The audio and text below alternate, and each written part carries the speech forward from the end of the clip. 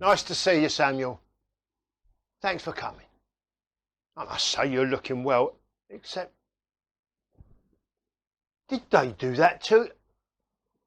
I told you to be gentle with him.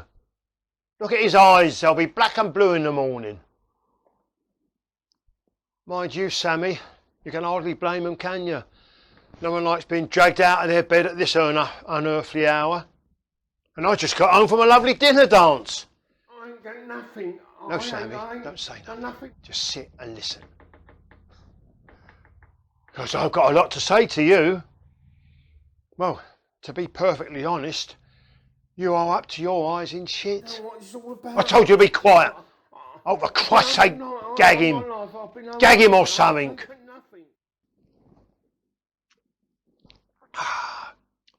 You know what, Sammy? You are without doubt the most disgusting piece of filth I've ever come across. Yeah. How's that wife of yours? Oh, I'm going to be so forgetful sometimes. She pissed off years ago, didn't she? But then who wouldn't? I mean, you ain't exactly Douglas Fairbanks Jr., are you? And you have a smell about you, like a skunk. Only it ain't a white stripe running down your back, is it? It's a yellow one. All that whining, you make me sick. I ain't coming out at this time of night. It's not good for my temper, you know. So let's get this done and dusted as quick as we can, so I can get back to my nice warm bed and my nice warm missus. Is that all right with you, Sammy? I mean, you do know this is all your fault, don't you? You cocked up, and now we're all suffering. Christ. You ain't got no idea what I'm talking about, have you? So, let me tell you what you did, or, to be more precise, what you didn't sodding do. When you break into houses, you should do your research, shouldn't you? Case the joint, Sammy, properly. Call yourself a professional. Oh, I know you always check if they're empty. You wouldn't want to risk coming face to face with the owner, who'd likely knock 7 shades of shit out of you before ringing the police who'd arrest you and knock another 7 shades of shit out of you. It's all right for everyone else to suffer. But you go to great lengths to look after yourself, don't you, eh? Now, where you went wrong, Sammy, last night was that the house you chose to burgle may have been empty. Oh, and it may have been big, and the people who lived there obviously very well off, but the owner isn't just any old toff. Oh yeah. Now, let me tell you who owns it. It's owned by the top cop. It's owned by the sodding commissioner himself. You see, he moved house because he wanted to live near the river. Like I said, you should have done your own work. Because now the commissioner is spitting blood and someone has to pay. Sit down, I said sit down. Or do you want my 2 friends here to... That's better. I think I'll join you. Now, Sammy, how do you think I knew it was you? Well, you know, Mr. J has how can I put it? He has a special relationship with the police. And when he heard what had happened to the commissioner's house, well, he went straight round there. And then he rang me up to sort it out. So I had to go over, to see it for myself. And I knew at once it was your handiwork.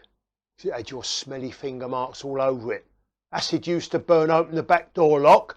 2 sackfuls of stuff taken, all small things. Silverware, cash, ornaments, jewellery. In and out as quick as a ferret down a rabbit hole with nothing big touched. However, you are one lucky man, Sammy. Do you know why? Because soon everything you stole will be returned to the commissioner's house. You see, before we come knocking on your door, we had a quick peek in your lockup, and would you believe it? All the commissioners' belongings were there, just as I thought they would be. 2 sackfuls. And they're on their way back to him as I speak, and soon everyone can give a big sigh of relief. But returning the stolen items ain't enough. Mr. J has asked, told me to see that justice is done, and so you, Sammy, are in a very precarious position. The Commissioner will expect Mr. J to see to it that the person responsible gets his just desserts. And that's why I'm here. No, it's no good trying to protest with a gag in your mouth, is it? How pointless is that? But I don't want to be unfair, even though you are a festering piece of shit. And as I said to Mr. J, when Sammy finds out what he's done, I know he'll be very, very sorry. And you are very sorry, aren't you, Sammy? Just nod your head if I'm right. Yes, good. Because as you know, people who upset Mr. J can suffer all sorts of discomforts, if I can put it that way. I mean, and even in the hands of these 2 gorillas will seem like a good night out compared to what he expects to be organised for you. You know what I mean? You know who I mean? I mean Fletch. Oh dear, your eyes have suddenly grown bigger. Mind you, even I shudder when I think of what insufferable things Fletch is capable of.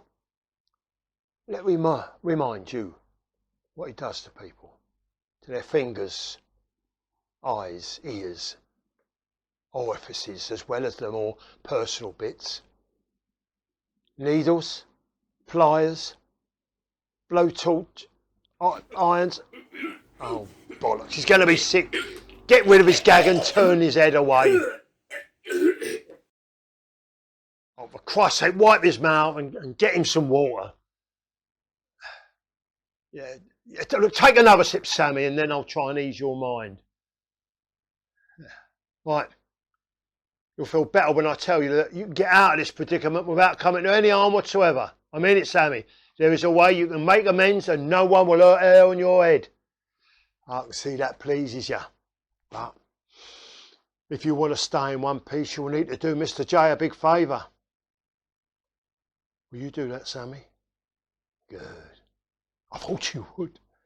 Right then, here's the deal. Oh, but first, a little history lesson. Thanks to the arrangement he has with the Commissioner, Mr. J has enjoyed looking after the south side of the river for many years now, without any interference from no one. And Mr. G, who is Mr. J's counterpart, has looked after the north side of the river, and he also works closely with the Commissioner. And despite being 2, shall I say, volatile men, Mr. J and Mr. G have lived side by side in what you might call coexistence without recourse to violence or disagreement for many years. Now, I'm sure you're aware that Mr. G died recently. Too much sin, I expect. I was 75 when he collapsed and fell off that bridge. Nasty accident, but not unexpected. And now his son's in control. But Mr. J's far from happy having to deal with him because, well, he's a greedy little bastard who's wasted no time making excursions across the river and then denying it. So Mr. J and I had an idea. We told the Commissioner that whoever did the burglary at his house must have been someone for the north side, along with a few other crimes that have taken place recently. And the Commissioner is keen to have it sorted.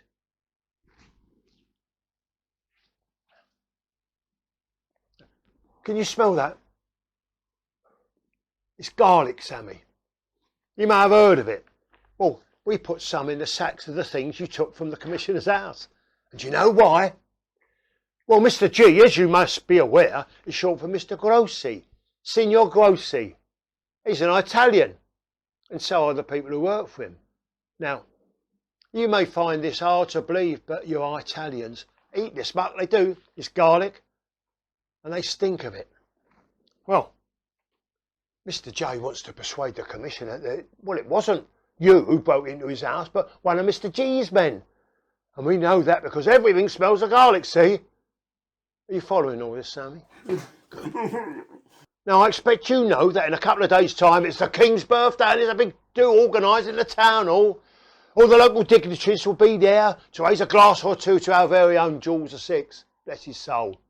And while they're making merry, their houses will be empty.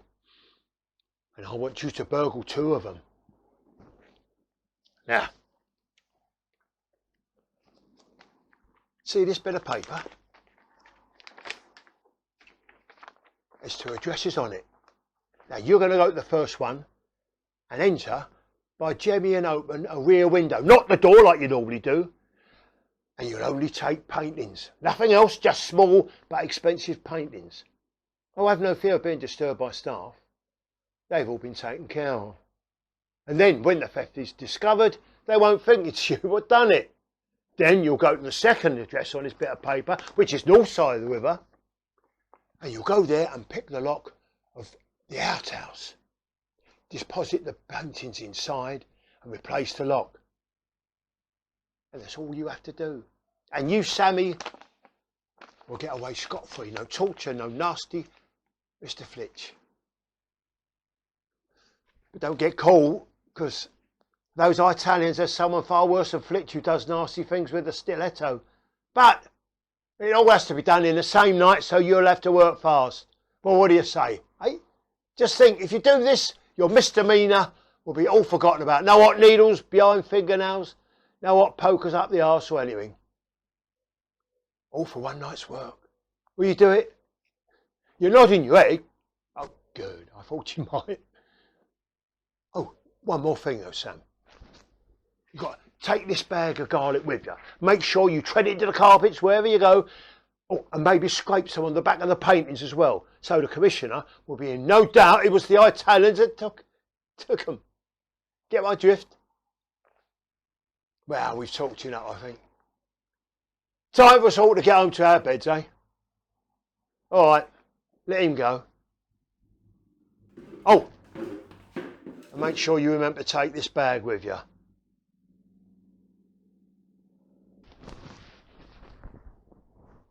Did you make sure he's gone? Oh, and one of you clean up that mess, will you? He pissed his pants, didn't you notice? I wonder what Signor Grossi Jr. will do when all this blows up. Well, he'll have the commissioner breathing down his back at every move he makes. And it won't be long before he works out he's been set up. I expect it will soon dawn on him that it must have been someone from this side of the river. Someone well known for burgling houses, eh? And then he'll go looking for him. And if he finds him, which I'm pretty sure he will, well, I hate to think what he'll do to him. Poor old Samuel, eh? Poor old Sammy.